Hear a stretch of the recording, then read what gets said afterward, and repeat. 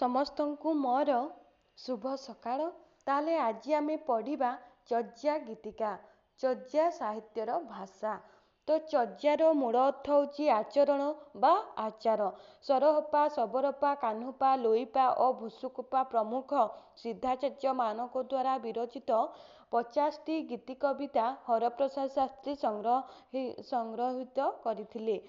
ମହାମହୋପାଧ୍ୟାୟ ହରପ୍ରସାଦ ଶାସ୍ତ୍ରୀ 1907 ମସିହାରେ ଏହି ଚର୍ଯ୍ୟା ଗୀତିକା ସମୂହକୁ ନେପାଳ ଦରବାର ପୋଥିଶାଳାରୁ ପାଇଥିଲେ। 1916 ମସିହାରେ ଚର୍ଯ୍ୟା ଗୀତିକା ସମୂହକୁ ହରପ୍ରସାଦ ଶାସ୍ତ୍ରୀ ବୌଦ୍ଧଗାନ ଓ ଦୋହା ନାମକ ଗ୍ରନ୍ଥ ଆକାରରେ ପ୍ରକାଶ କରିଥିଲେ।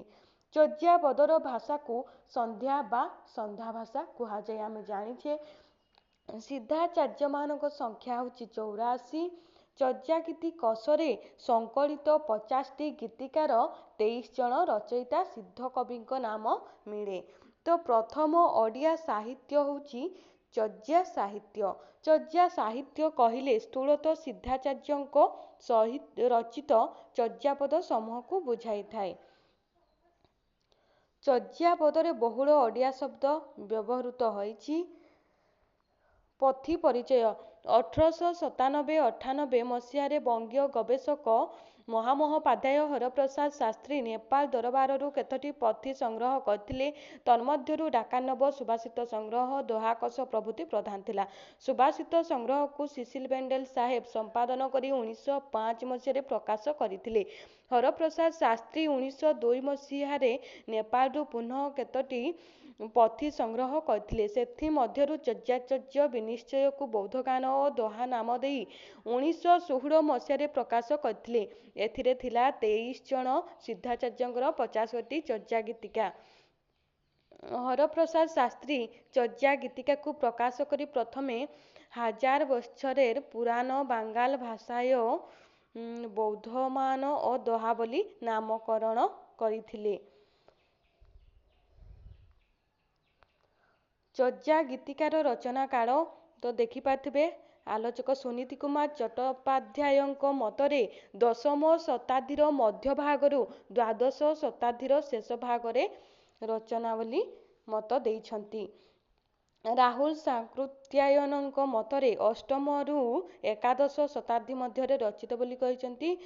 ତାପରେ ଦେଖିପାରୁଥିବେ ଆଉ ମଧ୍ୟ କେତେକ ଆଲୋଚକଙ୍କ ନାମ ମଧ୍ୟ ଦିଆହେଇଛି। ତାହେଲେ ଦେଖିବା ଚର୍ଯ୍ୟାର ଅର୍ଥ। ଚର୍ଯ୍ୟାର ଅର୍ଥ ହେଉଛି ଆଚାର ବା ଆଚରଣ।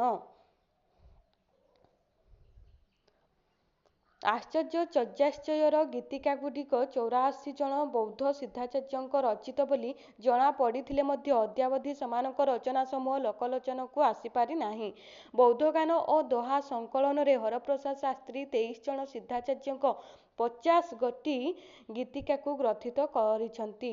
ସେମାନଙ୍କ ନାମାନୁସାରେ ପଦ ସଂଖ୍ୟା ହେଉଛି ଆର୍ଯ୍ୟଦେବଙ୍କର 1, କଙ୍କଳପାଦଙ୍କର 1, କମ୍ବଳାମ୍ବରଙ୍କର 1, କାହ୍ନୁପାଦଙ୍କର 13, କୁକୁରିପାଦଙ୍କର 3, ଗୁଣ୍ଡୁରିପାଙ୍କର 1 ସବୁ ଦେଇଛି ଦେଖିଦେବେ। ତାପରେ 84 ସିଦ୍ଧାଚାର୍ଯ୍ୟଙ୍କର ନାମ ମଧ୍ୟ ଏଥିରେ ଦିଆଯାଇଛି। ତାପରେ କେତେଜଣ ସିଦ୍ଧାଚାର୍ଯ୍ୟଙ୍କ ସମ୍ପର୍କରେ ନିମ୍ନରେ ସାମାନ୍ୟ ଆଲୋଚନା କରାଯାଇଛି। କାହ୍ନୁପା। କାହ୍ନୁପାଙ୍କର ବିଭିନ୍ନ ନାମ ହେଉଛି କାହ୍ନୁପାଦ, କୃଷ୍ଣପାଦ, କୃଷ୍ଣାଚାର୍ଯ୍ୟ, କୃଷ୍ଣବଜ୍ର, କାହ୍ନୁ।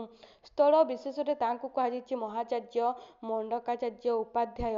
ହରପ୍ରସାଦ ଶାସ୍ତ୍ରୀଙ୍କ ମତରେ ସେ ବଙ୍ଗାଳୀ। ଲାମା ତାରାନାଥଙ୍କ ମତରେ କର୍ଣ୍ଣାଟକରେ ତାଙ୍କର ଜନ୍ମ। ଡକ୍ଟର ସୁକୁମାର ସେନଙ୍କ ବିଚାରରେ ତାଙ୍କର ଅନ୍ୟ ନାମ ବିରୂପା।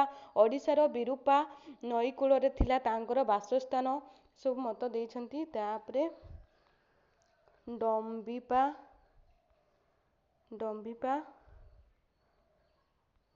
ଲକ୍ଷ୍ମୀଙ୍କର।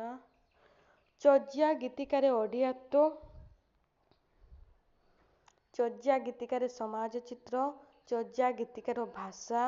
ତତ୍ସମ ଶବ୍ଦ, ତଦ୍ଭବ ଶବ୍ଦ, ସର୍ବନାମ, ସ୍ୱରଧ୍ୱନିରେ ବ୍ୟତିକ୍ରମ, ବ୍ୟଞ୍ଜନ ଧ୍ୱନିରେ ବ୍ୟତିକ୍ରମ, ବିଭକ୍ତି ପ୍ରୟୋଗ। ଇଏ ଥିଲା ଆମର ଚର୍ଯ୍ୟା ଗୀତିକା। ତ ମୁଁ ସର୍ଟରେ କେବଳ କହିଦେଲି, ଆପଣମାନେ ୟାକୁ ଦେଖିଦେବେ। ତାହେଲେ ଇଏ ଥିଲା ଆମର ଚର୍ଯ୍ୟା ଗୀତିକା।